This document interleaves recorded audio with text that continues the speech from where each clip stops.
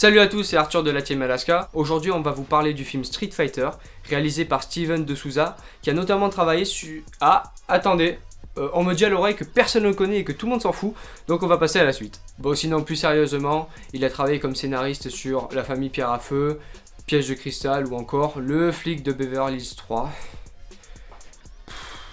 Bon, juste avant de commencer la critique et l'analyse du film, je tiens quand même à dire que je ne suis pas vraiment un spécialiste de l'univers. J'y ai vite fait jouer chez des potes, vous savez, l'après-midi quand vous allez chez un copain, vous jouez à la console avec lui, voilà. Je connais certaines bases, certains personnages, je connais le Hadouken, je connais Ryu, mais ça va pas plus loin que ça, donc je ne suis pas un grand fan. Mais voilà, j'ai vu le film et je peux quand même vous dire que j'étais déçu. Bon sinon, avant de commencer l'histoire du film, on va planter le décor. Alors, le film est sorti en 94 et c'est dans cette période où vraiment Street Fighter c'était une licence très forte du jeu vidéo. Aujourd'hui encore, mais à l'époque c'était vraiment... c'était le Fortnite de l'époque quoi. Tous les gamins y jouaient.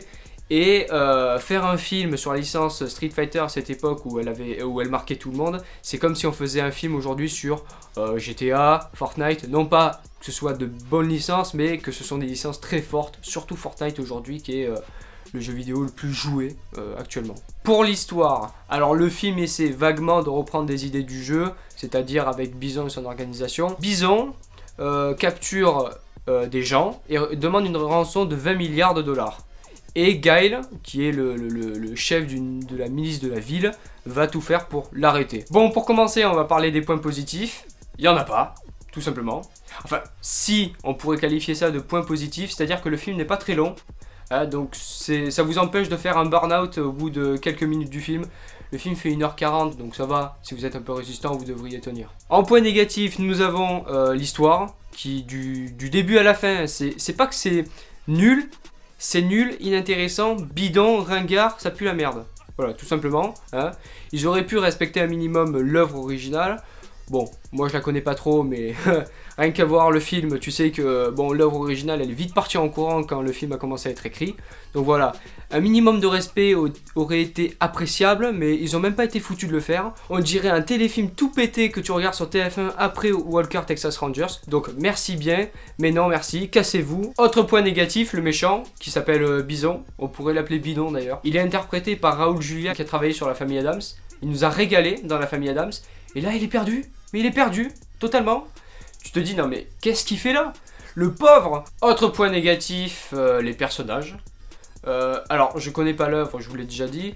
Mais bon, quand je jouais vaguement à Street Fighter, quand tu tiens la manette et que tu dois choisir ton personnage, rien qu'à la figure, tu sens un peu le charisme, tu vois. C'est bien dessiné, il est en colère, tu vois. Tu dis ouais lui je vais te défoncer le mec à côté de moi, tu vois, je vais le battre. Mais là même pas. C'est ça le problème aussi, c'est que en choisissant des acteurs sans pouvoir en plus. Ils n'ont aucun pouvoir dans le film. Zéro, nada. Il n'y a pas le Hadouken. Le seul qui a des pouvoirs et encore c'est Bison. Et encore il vole justement parce qu'il y a ses bottes qui lui permettent de l'éviter. Donc je suis désolé mais c'est nul. C'est nul. Encore un point négatif, l'humour.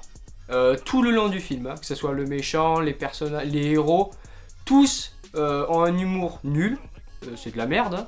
C'est-à-dire que ça ne te fait pas rire. Au début, tu te dis, bon, une petite blague par-ci, par-là, bon, pourquoi pas. Quand c'est en pleine baston, ben non, je suis désolé, c'est non. Bison, tu fermes ta gueule, hein, parce que bon, déjà que pour un méchant, tu le vois rarement tuer qui que ce soit. Si en plus il commence à faire des blagues à 2 balles, encore un point négatif, on va parler des scènes de combat. Elles sont rincées totalement du début à la fin, il n'y a pas une de potable. T'as une journaliste qui fait des acrobaties avec un ninja, je sais même pas d'où ça sort ça. Bon, peut-être que c'est un personnage important, je ne sais pas. Mais ça pue la merde, je suis désolé, c'est nul. Allez, on va choisir une comparaison. La série Zorro sur France 3, vous savez, le dimanche soir. Bah, même là, lui il sait mieux se battre d'ailleurs. Il sait mieux se battre. Et pourtant, il a une épée, c'est du plastique quoi. Donc bon, je suis désolé, mais les scènes de combat, c'est pourri. C'est nul. Il faut pas faire des trucs comme ça. Pour finir avec les points négatifs, on va parler des effets visuels. Le film, quand tu regardes l'image du film, c'est neutre, c'est pas beau. Hein, ça fait vraiment vieille production des années 80-90. Mais on faisait quand même des choses incroyables à cette époque. Et en plus, c'est la Fox qui a produit ce film, donc il y avait quand même pas mal de budget. Il y avait quoi, 30 millions, je crois. Ils avaient quand même assez d'argent à cette époque pour faire quelque chose de vraiment pas mal. Mais non, c'est moche, c'est pas dégueulasse non plus, faut pas non plus abuser, il y a quand même eu pire à cette époque-là. Mais on n'est pas loin du dégueu, et c'est vraiment immonde, c'est moche, voilà. Avant de finir avec les points négatifs, il y en a un gros. Jean-Claude Van Damme. Alors Jean-Claude Van Damme dans les années 80-90, c'était quand même la grande star, le mec, il jouait dans des films à l'international, ça faisait rêver tout le monde quoi. C'est ce rêve américain que beaucoup de gens ont, et lui il l'a réalisé. Là on sait pas ce qui s'est passé, je suis pas un grand fan de Jean-Claude Van Damme, hein, mais là il est perdu lui aussi. D'ailleurs, petite anecdote par rapport au film et par rapport à Jean-Claude Van Damme, c'est cette période là où il était constamment sous coke. Il se défonçait tout le temps, et d'ailleurs le film apparemment il aurait été réécrit plein de fois pour permettre à l'équipe technique de continuer de travailler sans que Jean-Claude soit présent sur le lieu de tournage du coup, puisqu'il dormait, il était absent. Mais même si ça a dû jouer sur la nullité du film, je sens que quand même le film de base il devait vraiment être mauvais. Donc bon, qu'est-ce que vous voulez? On va parler d'un problème, c'est clairement l'adaptation des jeux au cinéma. Là, je tiens à dire, ils ont les personnages, ils ont l'univers, ils ont les fans, ils ont les caractères des personnages, ils ont tout pour faire un film qui va être bon, qui va être apprécié chez les fans. Mais non, ils font de la merde. Hein. Que ce soit aujourd'hui ou avant, c'est nul, ça marche pas, ils ont tout prévu, mais non, comme c'est des machines à fric les gars, eh ben ils vont pas se fouler, ils vont pas demander un scénario incroyable, pourtant ils ont mis du budget dedans, ils se sont dit on met 30 millions, ça va rapporter pas mal. Ils ont quand même atteint les 100 millions au box-office, donc ils ont quand même remboursé le budget du film. Mais c'est nul, ils l'ont remboursé uniquement parce qu'il y avait des gens qui avaient l'espoir que le film soit bon. Et non, il est nul. Et en 20-30 ans, ça n'a pas bougé. Hein. Par exemple, prenez Assassin's Creed, le film qui est sorti en 2016. Il est nul, mais ça n'a pas bougé parce que c'est des machines à fric. Parce que les mecs, ils se foulent pas. Ils ne se disent pas, on va changer un truc, on va innover, on va apporter ça, on va changer des trucs par rapport à l'histoire, ça va plaire, il faut vraiment s'investir dedans. Non, ils se sont dit, on a les fans, on a tout, pourquoi se fouler, pourquoi se faire chier à faire un film qui serait minimum intéressant? De toute façon, ça va rapporter du pognon parce qu'il y a des cons qui vont aller le voir. Et ça m'énerve. Bon, pour conclure cette vidéo, c'est un film nul et inintéressant. Ne gâchez pas 1h40 de votre vie à regarder cette daube. Hein.